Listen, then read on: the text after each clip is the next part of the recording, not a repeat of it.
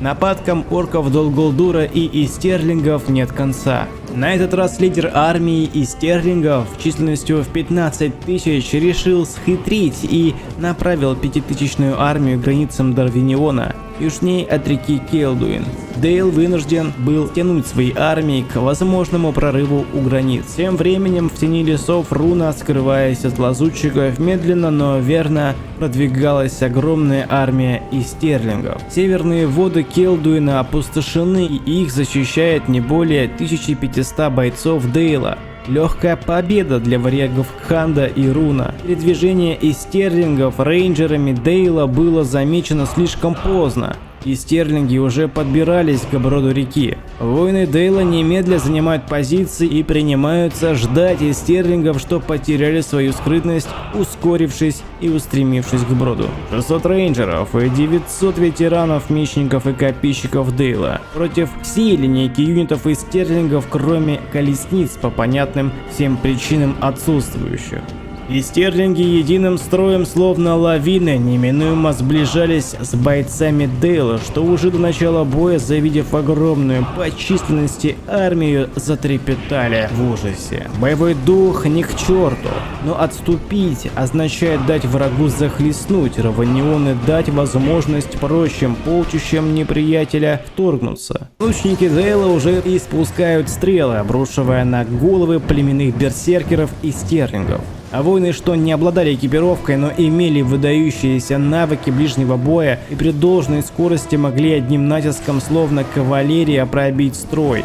Благо умения дальнего боя рейнджеров, что хранили мир на границах, хватило, чтобы замедлить и скосить насмерть первые ряды берсеркеров. Следом за берсеркерами в бой вступили средние отряды пехоты Руна. И уже после устремились в свой натиск варлорцы и варяги. Лучники неприятеля уже вовсю расходуют свой боезапас, убивая как своих в спину, так и защитников, что в полубое не могли укрыться щитом от стрелы. Вся 15-тысячная армия обрушилась на 900 бойцов, стоящих в стене щитов. Формация крепка, но долго она не выстоит под таким-то напором.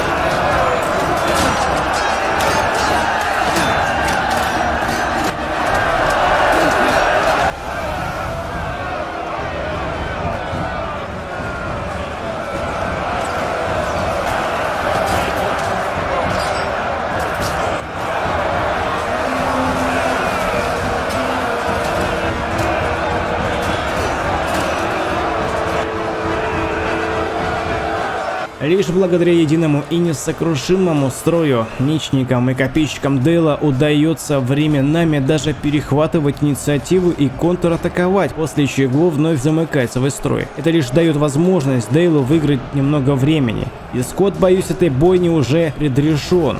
Также следует заметить, что ветераны Дейла противостояли в основе своем средним и легким подразделениям неприятеля. Тяжелые же формации находились в тылу Орды, что еле передвигались по броду через водную гладь. Рейнджеры вот-вот израсходуют свой боезапас. Некоторые из ветеранов, находясь в шатком положении, уже готовы были дать дёру. Неминуемое отступление в умах защитников нарастало с каждой минутой, видя то, как враг обходит с флангов и уже захлестывает тыл.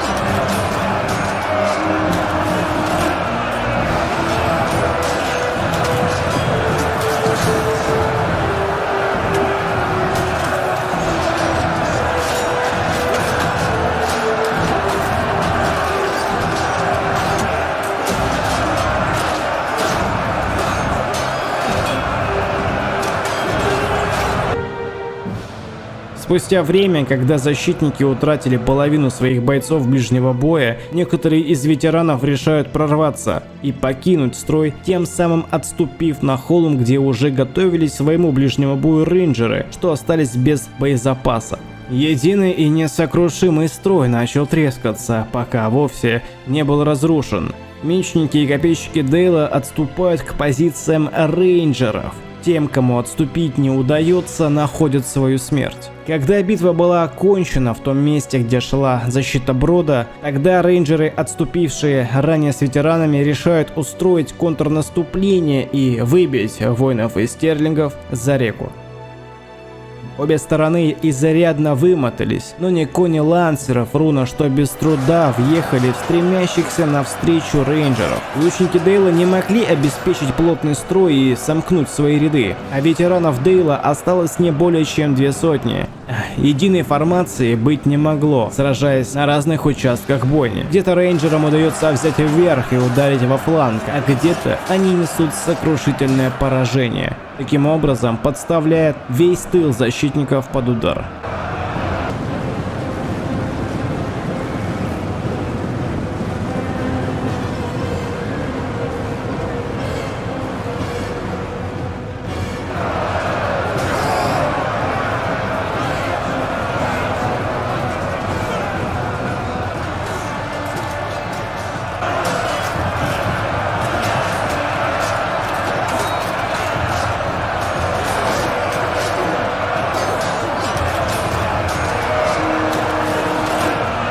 Пока и стерлинги истребляли воинов Дейла со стороны Карнана, спешили на помощь бойцы из гарнизона Эмин Ангрен. 900 гномов Эрибора, во главе коих 300 ветеранов гвардии Барук. Гномы спешно взбирались на холм, после чего немедля вдарили по истерлингам, что уже добивали оставшихся защитников Дейла. Удар гномов был внезапен. Лидер истерлингов не ожидал появления бойцов Эрибора, однако их слишком мало, чтобы не дать прорваться армии истерлингов. Выжившие бойцы Дейла бегут прочь, оставив на плечи гномов защиту границ.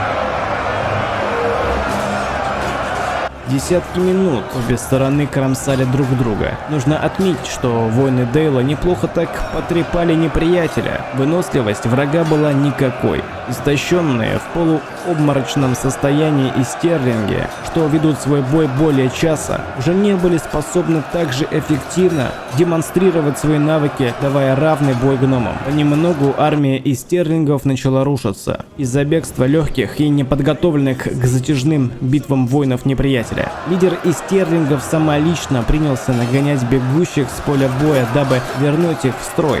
Тем временем в бойне продолжали участвовать тяжелые подразделения варлордцев и варягов Кханда. Гномы, находящиеся на возвышенности, без труда вгрызались в позиции неприятеля и сокрушали тех изнутри.